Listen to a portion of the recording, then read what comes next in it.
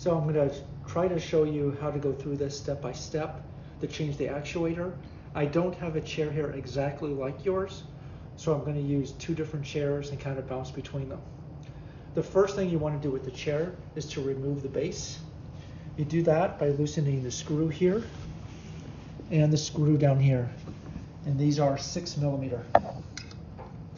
After you loosen it, you'll able to lift from this whole post all the way out. And one thing you should do too before you do that is, I have this chair all the way high. I would actually lower it all the way down. The next thing you have to do is take off the seat cushion. And you can see I turned the chair upside down.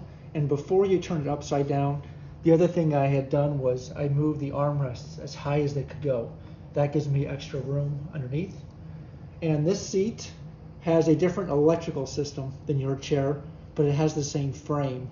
So I can show you how to take the seat off using this chair. And there are 4 screws you have to take out to take the seat cushion. 1, 2, 3, and 4.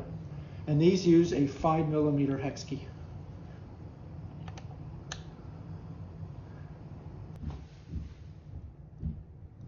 So here I've taken the seat off, and this metal block and the motor is the actuator that we have to take off. And they come off together. Again, this system is a little bit different than yours, but you can see how both pieces have to come off. And this metal block has 4 screws underneath that I can show you.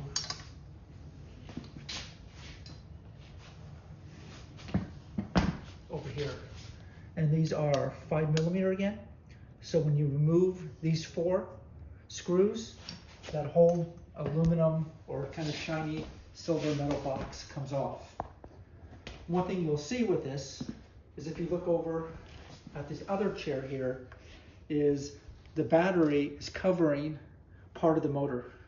So in order to remove this, you're going to have to loosen up the battery and create a little room. And again, it's 5mm hex key. There's one here and one here. And then if you look at the other side, there is one over here. And you probably don't have to remove the whole battery. You just have to loosen things up so that you can get that motor out of the way and swing it out of the way. The other thing on this to change it is this white one is the vertical height. So this is the cable that controls the vertical height. So you're gonna have to unplug this, and then we have the wires that go around, and this all is gonna connect to that motor.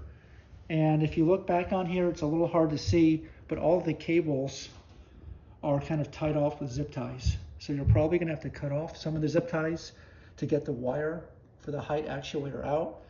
And then when you get everything together, you're gonna have to zip tie things back together. There's no perfect way to zip tie the wires. It's just a matter of trying to keep them clean and keep them from catching everywhere. And then once you replace the actuator, you'll screw it in with the same 5mm hex key, and then you can tighten down the battery. And you can do this right side up, you can do it upside down, you can put the chair on the side, whatever is going to be easiest for you to do it. After you have everything together, you have to attach the chair back to the base. And again, this one, I never took it apart, but I'm just going to try to show you how to do it. You're going to drop the height solenoid here, cylinder, back through the post on here. And then you can see down here, there's a little bit of a gap with the floor. To get that the right height, it should be 2 centimeters. This one's pretty close. It fits underneath. And then you can tighten this up a little bit. But the other thing you're going to see is, kind of like your chair now, this seat's going to swing left and right. So you have to tighten these up and make sure you get the seat flush with the front of the frame. So go to the side here a little bit. So the way to do that is actually just to push the front of the chair against the wall. And I have the foot here, so it's a little bit off. But what you're going to see is your seat cushion is going to be swiveling this way. So you get the wheels up against the wall. You look at the front of the seat cushion and you try to just eyeball it and get it as close as you can to even. And then you tighten these up. And then the seat is going to be square with the front of the wheels in the correct position. And that should be everything you need to do to change the actuator on it. You look at the instructions and when I describe it, it's not too hard. It just takes a little bit of practice and getting things in the right order and trying to see, do you want the chair right side up? Do you want it upside down? Do you have it on its side? And from what I can tell, I think it's just a preference as you go through it. Hopefully this is the only time you're going to be doing this. So you'll figure it out, I think, the best you can and what works for you. Any questions, just give me a call.